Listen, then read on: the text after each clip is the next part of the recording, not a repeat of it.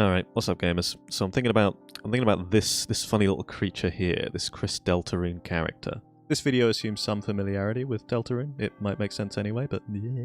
But anyway, I'm making the claim that there's genius at play here with the way Toby Fox uses Kris, the character, within the game. And the crux of that, to start with some kind of summation, is that the way Kris is used in the story reframes what are otherwise basically unavoidable flaws in the medium, bad things, and turns them instead into something that is a positive for the narrative. It's a benefit instead. If that makes sense on its own, then but sick, fantastic, very impressive. If you don't immediately get it, I imagine you've got some follow-up questions. What do you mean by that? What are the flaws? How are they positives for the narrative? Why aren't you making a video on why Birdly is genius? Let me address those. First point, this is why I'm not making the video on why Birdly's genius. Second point is basically the entirety of the rest of the video. But there's some setup. Okay, so to talk metatextually about Kris, we've got to talk about I just beheaded them. That is not an ideal thing to do. We've got to talk about various game characters and levels of player control. Oh yeah, spoilers for Deltarune up to and including Chapter 4, I think. This is hopefully coming out before Chapter 5 comes out. Also, hopefully when Chapter 5 comes out, it's not going to completely demolish any or most of the things I say in this video. There have been more than 12 characters in video games throughout history that players have been able to control, and there are various levels that people have generally connected with them. I know that everyone's different, so your mileage may vary. But to get a rough estimation of sorts, I made a little chart. Here it is, it's really nice. And by means of demonstration, we can sort of plot a load of random characters on here just to see what sort of thing we're dealing with. Right at the top here, we have characters who are explicitly the player. These kind of, by definition, doesn't really have like a picture associated with it. These usually are sort of very meta things. A lot of RTSs do this sometimes, where you're like the commander. There's also stuff like, I don't know, Wii Bowling, like Wii Sports and Wii Fit might count.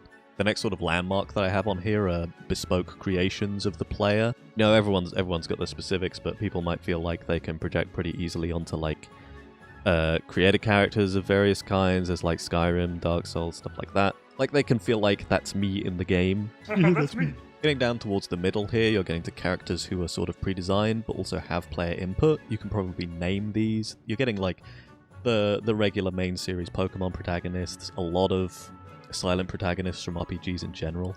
Below there, you're looking at characters who are very much predefined and are their own people, but are still player controlled. Like, I don't know, Sonic the Hedgehog, or, I don't know, Witcher 3 man. Why do they call him Witcher 3? His name is Geralt. I know that. The incredible thing about recording is that you lose any and all ability to speak and communicate effectively. If you've played Baldur's Gate 3, you can also put the origin characters here, because you can play as them as like the main guy. But if you're not choosing to make your character the origin character, then those party members will go below sort of here. I've chosen the NPC who is not an origin character, Scratch here. It's very nice. This is also where you can find generally party members who you can control, usually indirectly, think like any Pokemon that exists, or again a lot of party members in RPGs. Below here is pretty much hitting 0 on the scale, more or less, because these are characters that the player does not control at all. Here you find most NPCs, including enemies. Here I've made a wonderful rendition of Mithrix from Risk of Rain 2. It's definitely the guy. There's also some weirdness in characters like Blue Pikmin or Pikeman, Age of Empires 2, where it's like they exist. I don't really know how much of a character these guys are. They're pseudo-controllable, maybe indirectly. You could put them somewhere sort of in the middle here, maybe below or around Geralt or Sonic or Scratch. And if it's the more indirect it is, maybe you put them down further towards Mithrix, but probably not right there. I don't really like to think about these guys when they don't have a big role, so I sort of just put them in the barely even a character Chungus zone. That might be kind of rude to Blue Pikmin. I don't really know what's going on with them, so I'll just flip them around so they're a little closer and further out of the zone there. So yeah, there's variance in characters and variance in amounts of connection. Why is this important? I'm getting to it, but basically I'm defining a concept here, that there is this relationship between player and controlled character. And in spite of variance there's this unspoken promise that the entities that you're controlling are some degree of a reflection of your will, and that the intensity of that promise sort of scales up with the level of implied connection to the player. Because Pikeman and Sonic are relatively low on the connection scale, and then up to create a character with your name, looks like you, etc., etc., is presumably very high. It is inherently more frustrating if player character Turnip does something that's contrary to my will than if John Halo does it. Like, go off, Master Chief, you've got your own deal. You've got your own wants and needs and dreams, mainly shoot alien doesn't afraid of anything. But therein lies the second point and crux of this whole situation, which is that this is getting out of hand. Now there are two. Video games are cool, but they are not perfect. And one of the flaws that video games have is that ultimately, as much as things might get crazy complex in some areas when you get down to billions of permutations and stuff, but in general, they are ultimately made up of a series of predefined choices. It's a flaw that's inherent to the systems that we use. It's, I don't think, going away anytime soon. It's a prevalent issue, it sucks, it's not a deal breaker, basically everyone lives with it. Just a shame that it can't be otherwise, I guess. Basically everyone's had some example or another. You go, dude, that gap is, I can easily fit in that gap. That tree is so small, I would just walk around. Why isn't there a dialogue option for this solution I just thought up, which seems obvious to me? Why are we sitting around in cutscene land watching things happen when we should just be killing the man? Kill evil man. But yeah, some kind of problem where the game fails to provide the action that the player wants to take. Often when problems like this come up, some dissonance arises, some breaking or loosening of connection. From the expectation that a character was somewhere on the scale and you have to reassess where they are, probably further down. The thing is, the solution to that issue is there isn't really one. You can play a tabletop RPG with a really good game master who's good at improvising, but there's not really any solution for a programmed piece of software. They can't preemptively account for literally every single idea that a player's wacky head is going to provide.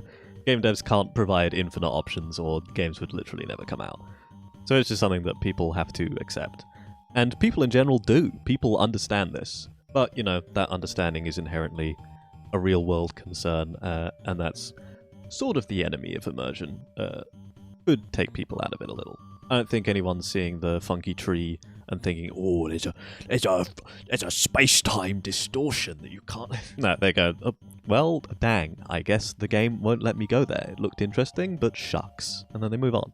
Is anyone assuming that Geralt of Rivia hates them because he doesn't have the dialogue option that they would think of? No, they just figure he wouldn't say that and then they move on. Someone maybe, but I haven't seen it. Correct me if I'm wrong. At the end of the day, problem, devs couldn't do it, oh well. Go about your day. So to bring that together, we've got this kind of duo of inherent relationship to the medium plus the problem that it inevitably causes. It's sort of like an immortal enemy of every RPG that has ever existed. And the question is that how does this fit in with our funny little gremlin creature? What does Toby do knowing this? The answer is he recruits it, I guess. He recruits the problem. Easy as that, innit? Problem solved. Why would you try to fix the problem? Why would you minimize it? Why would you do anything to get rid of it? Why not encourage it?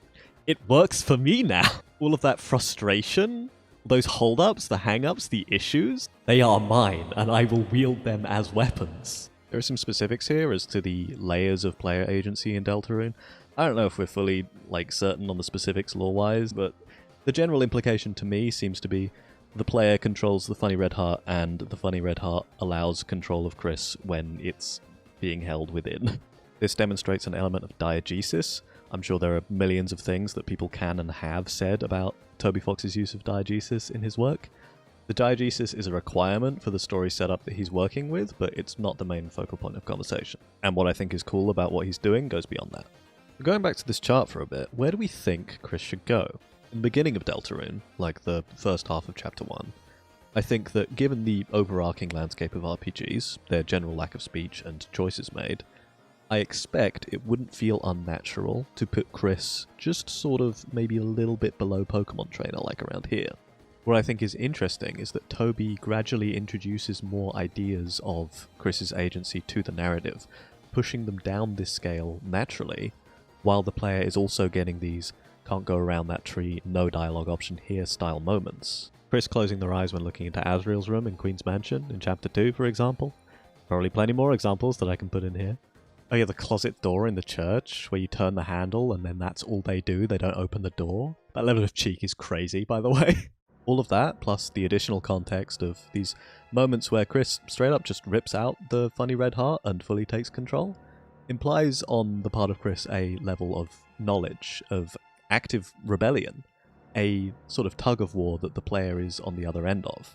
And that doesn't just create a vehicle for explaining away frustrating moments, that creates a direct character relationship that's built upon those moments and the circumstances surrounding them. That's a straight up dynamic. There's clear intention that's baked into that writing, and it means that you can get in a position where you're playing, you're controlling Kris, you can root for Kris, you can feel sorry for Kris, but you can also get screwed over by Kris and frustrated by Kris. They're just doing stuff. It's this weirdly funky pseudo-cooperative, pseudo-antagonistic relationship where you're sort of on the same side and occasionally your goals align and then don't, and it's like weirdly underhanded and... And, you know, I might have other favourite characters, but this whole situation with Kris might actually just be the best thing about Deltarune. And you can have diegetic elements in your game, you can acknowledge the player as an entity within the game's world, but you wouldn't by default get what Toby is getting out of this here. The way Toby uses Kris recontextualizes the frustration. It keeps it there, but it sort of encourages it and uses that as fuel for a player-character relationship. Like, damn, this door won't open, I guess the game won't let me go there? Hell no, this little bastard is actively not letting you go there, and you should be frustrated at them. Yes, Kris saw your dialogue option, and they do hate you, and they are ignoring you. Also, they laughed at you when you weren't looking, and they told Jockington you're cringe, and they're the one who stole your cool pen. They were really mean to you. Yeah, it's a really fascinating way of turning a potential problem on its head, and it's something that's really solidly clued me in to Toby being... just having a masterful understanding of the medium that he works with. Like, I knew this guy was good, but damn. Oh, and to be clear, I'm not trying to set in stone that this is like the de facto relationship that a player will have with Kris. Everyone's going to have their own thing. But like, there's something going on here and I think it's clever. And it really makes me think what other things in game design that we see as sort of unavoidable problems that we could just be turning around and making work for us instead. If you have any such ideas for things that could revolutionize the video game industry, please tell me so that I can steal those ideas and use them for my ill-gotten gains. But yeah, that's why I think it's cool and clever and epic and not cringe and epic. This video was sponsored by the fucking state of it all. That's about it. Have a good one. Flippoon is on the way. Something else is on the way. Might do more videos, might not. I promise nothing. Who's to say that posting videos on YouTube will even be a feasible option before long? Some would say it may already not be. Good night. Or good morning, good evening. Stay safe. Or don't stay safe, actually. Embrace danger, and let the trials strengthen you, or die trying. That's what I'm gonna do. We're living in Dark Souls 2 times. Gotta become the ultimate king. I can't remember what it's called in Dark Souls 2. It's like... Elden Lord Dark Souls 2. Was it Green Man? Yeah, probably. I was thinking about, like, the relatability of guys. Do you think Ralze relates hard to Pikeman from Age of Empires 2? Whereas, like, I probably don't beat the knight one-on-one, but I'm worth less, so I trade cost-effectively.